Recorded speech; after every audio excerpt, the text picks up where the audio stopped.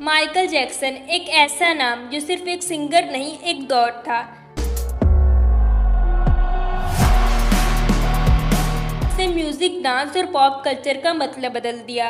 एक बचपन से शुरू होने वाली कहानी जो शोहरत के आसमान तक पहुंची, लेकिन स्कैंडल्स, हेल्थ स्ट्रगल्स और अनजान राजों ने इसे एक मिस्ट्री बना दिया।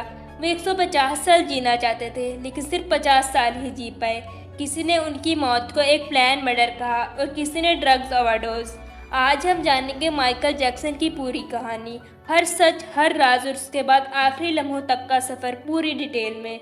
माइकल जोसेफ जैक्सन 29 अगस्त 1958 को यूएसए के स्टेट इंडियाना के शहर गैरी में पैदा हुए। वो 10 बहन भाई थे। वो 8वें नंबर पे थे। घर गरीब था, लेकिन उनके फादर जॉय जैक्सन अपने बच्चों को म्यूजिक की तरफ ले गए। 1964 में माइकल ने अपने ब्रदर्स के साथ मिलकर दी जैक्सन 5 ज्वाइन किया। जैक्सन 5 एक अमेरिकन पॉप म्यूजिक ग्रुप था। उस वक्त वो सिर्फ 6 साल के थे। स्टेज पर उनकी एनर्जी और आवाज़ को देखकर लोग हैरान रह गए। I want you back, ABC, I will be there जैसे गाने टॉप चार्ट्स पर गए।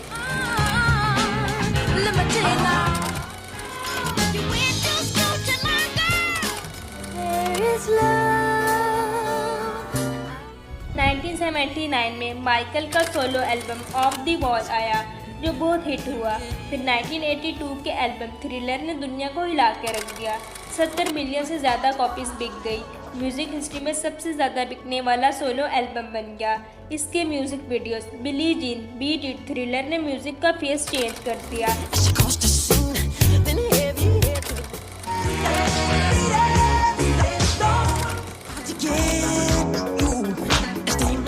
माइकल जैक्सन का moon walk dance step iconic बन गया, जो आज भी लोगों को बहुत पसंद है।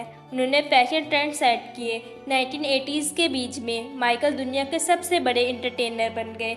उनके कॉन्सर्ट्स टिकट्स कुछ ही देर में बिक जाते। फैंस उनको पागलों की तरह चाहते थे। स्टेडियम फुल हो जाते। अवार्ड्स की लिस्ट इतनी बड़ी थी कि एक रूम भर सकता था। लेकिन फेम के साथ साथ उनके लुक्स में चेंजिंग आने लगी। माइकल की स्किन आहिस्ता आहिस्ता गोरी होने लगी। रूमर्स थे कि उन्होंने वाइटनिंग सर्जरी करवाई है।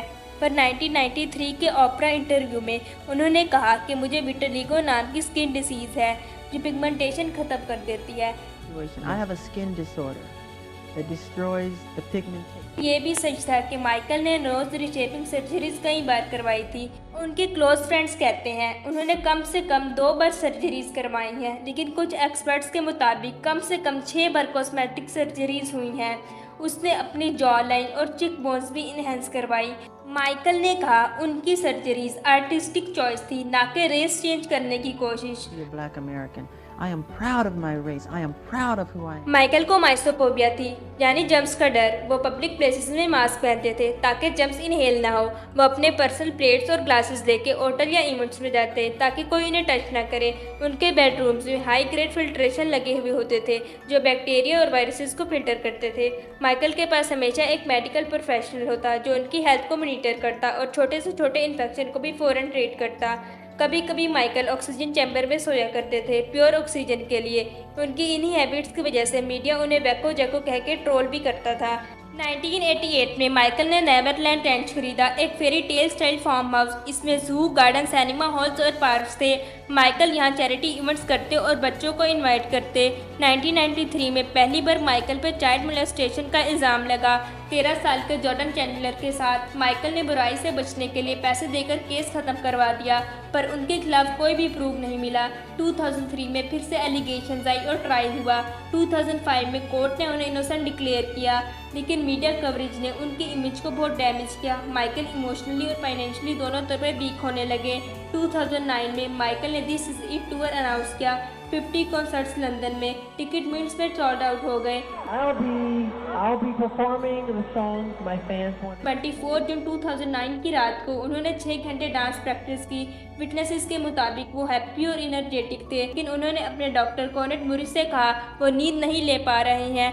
माइकल को सालों से इंसोम्निया की प्रॉब्लम थी। वो नॉर्मल स्लीपिंग पिल से भी सो नहीं पाते थे, इसलिए उन्होंने एक स्ट्रॉन्ग ड्रग प्रोपोफुल लेना शुरू कर दिया था, जो नॉर्मल सर्जरीज में यूज़ होती हैं। प्रोपोफुल के साइड इफेक्ट में ब्रीथिंग स्लो और हार्ट रेट डिस्टर्ब करना था। 24 जून की रात को डॉक्टर मुरी ने उन्हें प्रोपोफल दी ताकि वो सो सके। सुबह 11:30 के करीब माइकल की ब्रीथिंग स्लो हो गई और हार्ट बीट रुक गई।